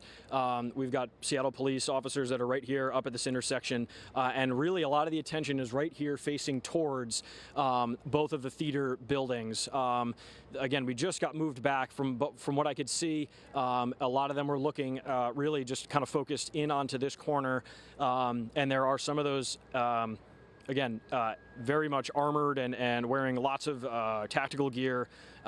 Police officers, at least how they were marked on their backs, but this would line up with the Bearcat that we are seeing. And actually, we're going to show you just really quickly right here some of those tactical units here walking in. You can see they've got obviously the helmets, the larger firearms, the assault rifles. They're just moving in here underneath the tape that was just set up to walk in there.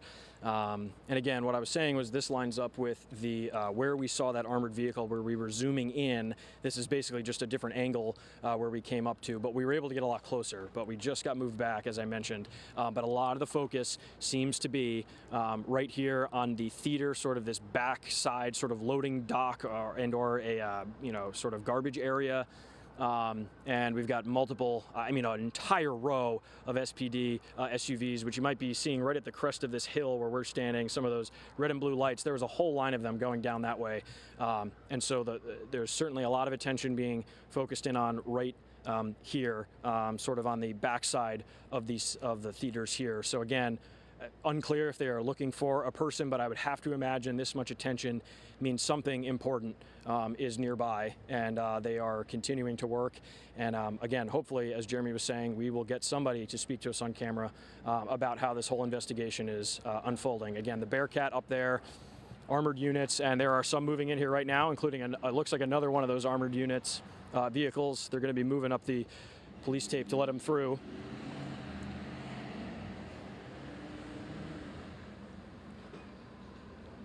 Stopping just short here to get out. This is it's hard for me to read what it says. I believe that says State Patrol Rescue. They're stopping just short here. Two of these very heavily armored four-wheel vehicles just pulling up here. Looks like they're touching base with the units on scene before they move in. So again, adding to the urgency and the seriousness of this scene right here. Again, unclear if there is a suspect inside or if there's something of very key importance to this investigation. Suppose these trucks are going to be driving up here any second, but yeah, we just wanted you to come to us now just because of this very apparent scene we've came across. Again, this is Sue Bird Court on the backside of the Packard IMAX and the Seattle Children's Theater. leading up towards the Fisher Pavilion in Seattle Center. And of course, this is not very far from the actual scene that we've been hearing about from where the shooting took place. So hopefully we will get more information soon, but for now, as you can see, we've got State Patrol rescue armored vehicle here, 2 of them getting ready to pull up here on Subird Court. All right, Tyler, thanks very much for that. I want to get to a statement that is just now into our newsroom. We're getting some clarity for the very first time. We are hearing that 2 suspects are in custody.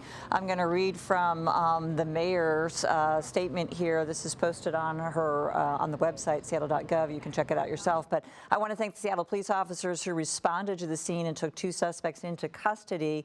I also want to recognize Seattle firefighters and medical personnel at Harborview who are treating the injured, as well as Seattle Center and event staff and bystanders who help people reach safety and provide aid in a terrifying circumstance. And here's the statement that she issued to our newsroom. What happened at the Seattle Center today was an act of horrific violence. Impacted families are living through the worst moment of their lives, and an entire community is trying to understand how a gathering built around culture, connection, and joy ended in gunfire. No one should have to weigh the risk of being shot before attending an event, gathering with friends, or experiencing their city. Our first responders are supporting grieving families, caring for the injured, and providing clear and accurate information for the public. I want to thank the Seattle police officers who responded to the scene and took 2 suspects into custody. I also want to recognize Seattle firefighters and medical personnel at Harborview who are treating the injured, as well as Seattle Center and event staff and bystanders who help people reach safety and provided aid in terrifying circumstances. We know that many people who were not physically injured will carry what they experienced today for a long time. That includes witnesses, workers, first responders, and everyone waiting to learn whether someone they love is safe. That in tonight, just from Seattle Mayor Katie Wilson, after a fatal shooting, 2 people shot and killed, 5 others also shot.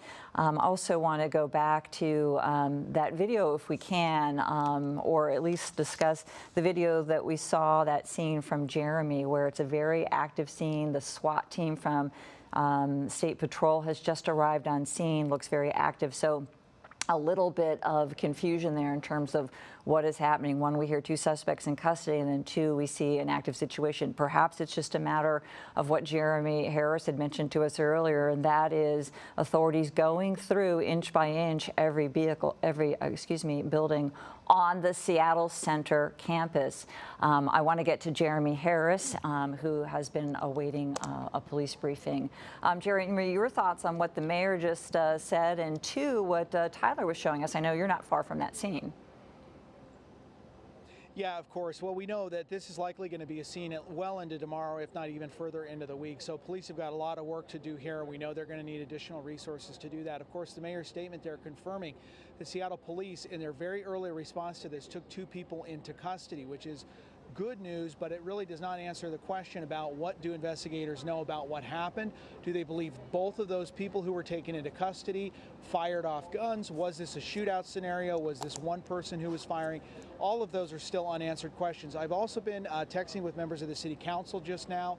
They tell me that they are here at the scene and they are doing a leadership huddle with city leadership. I have to imagine if the mayor is in town, she is here, but I do know members of the city council are here meeting with police leadership. So my guess is, and this is just my guess, is that at some point we're going to see all of them come down here and they'll do some sort of a joint press briefing.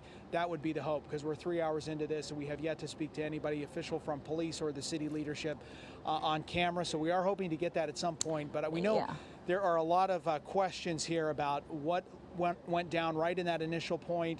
Was there some sort of a conflict? Of course, as I pointed out earlier, when you have a crowd like this and you've got tens of thousands of people, and in that immediate area, thousands of people right around that fountain, any sort of gunfire in that crowd is going to hurt a lot of people. One witness told me that he heard a couple of dozens around fired. In that case, it is not surprising that several people were injured, and unfortunately 2 people were killed in this. And so still, we know investigators are going to go back through. They're going to be talking to those who were involved, those who were closest to it, and with the confirmation here from the mayor that they do have 2 people in custody, that is a very good development, and hopefully police are able to get some information out of those folks. And we don't know at this point if they're saying that those were the shooters or if they were both shooters or what their involvement was. But we know from the mayor, 2 people involved, and we know city leadership here on scene tonight doing a huddle, so we're hoping that they'll come out and talk to us here shortly. Jeremy, I think that that's a really good point. 2 suspects in custody. You know, we can't definitely say that these are the shooters, but 2 suspects in custody, you would assume that they are connected to the shooting and perhaps indeed the shooters. You're our Operations Crime and Justice reporter. I have to get your take on this. The mayor says 2 are in custody, but yet we see all of this activity. We see the SWAT team from Washington State Patrol roll on scene. You've seen FBI there. The ATF is there, SPD all over this place, and I suspect a lot of other agencies are also helping. So is it possible that perhaps there is a 3rd shooter, or there might be other outstanding individuals or person of interest? What's your take on that? Yeah, absolutely. Well, you know, police, they don't want to make assumptions. And so Right. when they're going through this situation, if they have one person in custody, they may assume, okay, is there a possibility that we have more? And so some of that SWAT activity that you've been seeing from our cameras that are stationed around Seattle Center right now, and it's significant. Let's not lose the value of that, as what we've heard from Tyler. There is a significant SWAT response that is up on the north side by the Pacific Science Center. But we also know police, they have a lot of tasks to go through after a situation like this, which is a mass shooting in a public space, and certainly in the most iconic place in Seattle, with a lot of dynamic elements here in Seattle Center. So they're going to have a lot of work that they have got to do, including, as we would assume, people who ran from that scene may have gone into those buildings, may have been hiding in those buildings. There's a lot of places to go. So police are going to have to go through and methodically, piece by piece, go through and make sure each of those buildings is unoccupied, that nobody's in there hiding, that nobody may still be in there from the initial response. So that's not necessarily surprising that we would see a surge of SWAT resources, but again, they don't want to rule out whether they have everybody or not, or whether there were more people involved. At this point, that's why I would assume Seattle Police has called in those additional resources, because they're going to want to go through this very methodically, and they have a lot of territory to cover here at Seattle Center, both in the grounds. Then there's also several buildings. We know those buildings would have been open, and people would have run into them just trying to get away from that initial crush of getting away from the gunshots that rang out there by the fountain. So again, not necessarily ruling anything in, ruling anything out, but not surprising to see a significant response here even hours later.